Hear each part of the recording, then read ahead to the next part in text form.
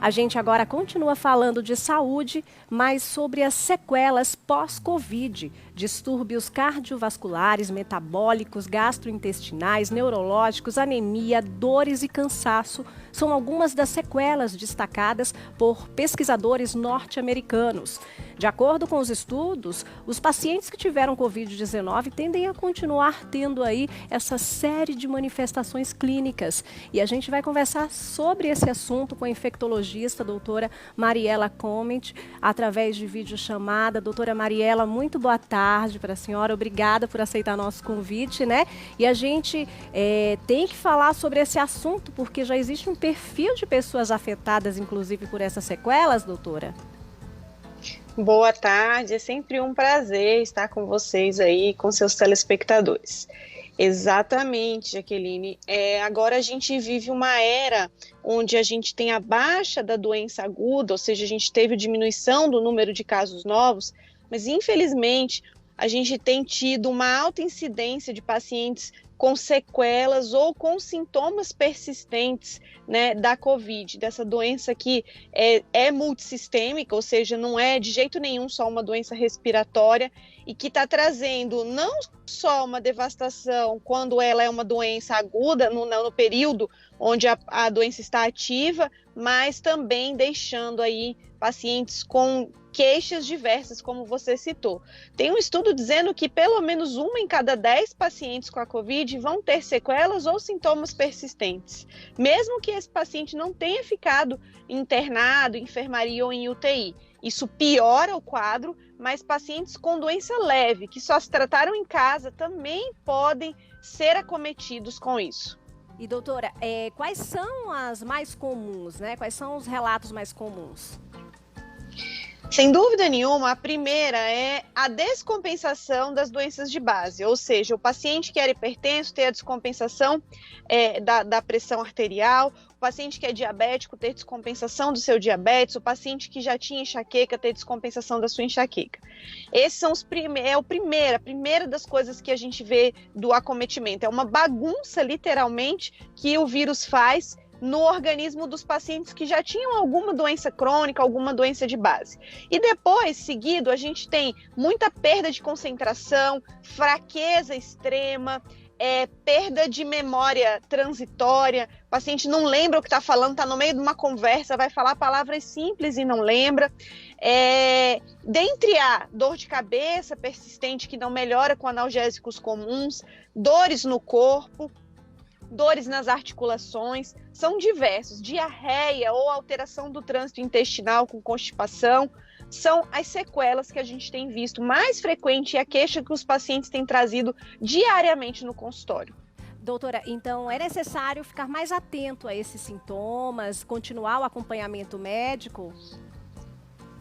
Com certeza. Primeira coisa, o paciente que teve a Covid e tem algum sintoma que é persistente, né, ou que ele não tinha e começou a ter, ele precisa passar por uma avaliação médica para fazer uma avaliação física, ou seja, um exame físico completo, e exames laboratoriais para saber se não houve nenhuma desordem hormonal, ou hepática, ou renal, e se é aferida a sua pressão arterial, o controle da sua glicemia. Tudo isso precisa ser avaliado se esse paciente persistir com sintomas. Então, uma avaliação médica, mesmo que você não ficou internado, não necessitou de medicação, de oxigênio, é imperativo nesses pacientes que mantêm queixas depois da doença.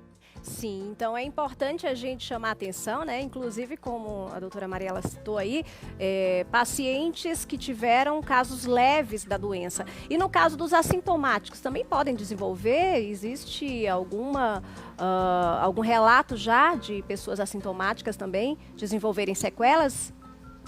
Infelizmente, nós temos sim. Por exemplo, aquela pessoa que testou só porque todos os outros na casa ficaram com sintomas e ela não teve sintomas, mas ela resolveu se testar e ela acabou testando positivo, ela vem com queixa aí de queda de cabelo, de fraqueza, de perda de memória, mesmo sem, durante o período de exame positivo, né, na época que ela teve aí os sintomas que todo mundo tiveram e que ela testou positivo, ela não teve sintomas. E doutora, é possível afirmar de alguma forma, se essas sequelas, elas são temporárias ou definitivas? Então, alguns estudos dizem que a persistência ela pode ser por semanas, meses ou até anos.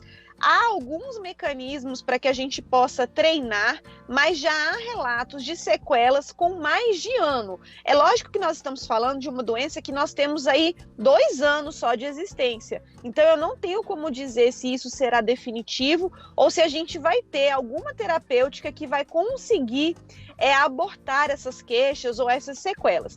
O que a gente sabe é que os pacientes que têm persistência por meses e até anos, a gente precisa fazer um acompanhamento multidisciplinar, fazer tratamentos conjuntos, médicos, fisioterapeutas, psicólogos, fonoaudiólogos, e cada um tentando estimular essa perda. Por exemplo, o paciente que fica com perda do olfato ou do paladar persistente, existem técnicas que a gente pode estimular para melhora. O paciente que tem queda de cabelo, precisa ter a avaliação da dosagem de vitaminas e hormônios, e a gente tem como desinflamar esse paciente para que melhore essa queda capilar. Os pacientes com cefaleia, com dor de cabeça persistente, precisam passar por uma avaliação e não fazerem uso abusivo de analgésicos, e sim tomarem medicações preventivas para diminuir o limiar dessa dor. Então hoje a gente faz já esse acompanhamento, e infelizmente alguns pacientes não se beneficiam completamente, ou seja, não tem o restabelecimento completo, mas se beneficiam parcialmente, podendo voltar aí para suas atividades diárias. Sim. Doutora, quero agradecer a participação da senhora aqui no nosso programa, e é importante a gente reforçar que os cuidados devem ser mantidos, né? As pessoas estão agora já se vacinando, a gente já tem avançado bastante, isso é muito importante, mas os cuidados devem ser mantidos, né? A gente tem que ter essa atenção redobrada e vale a pena a gente reforçar, não é? Eu sempre digo que a gente tem que viver agora, na era da vacina, com menos ansiedade, com menos tensão, porque a gente teve uma diminuição abrupta do número de casos. Isso serve para a gente incorporar tudo aquilo que a gente fazia sob pressão, agora de forma mais leve. O uso da máscara, o distanciamento social, a higienização das mãos, que isso vire rotina e não tensão na vida da gente. Sim. Doutora Mariela, muito obrigada pela participação em nosso programa e pelos esclarecimentos. É sempre muito bom contar aqui, né, com a entrevista da senhora. Eu que agradeço. Uma ótima tarde. Muito obrigada.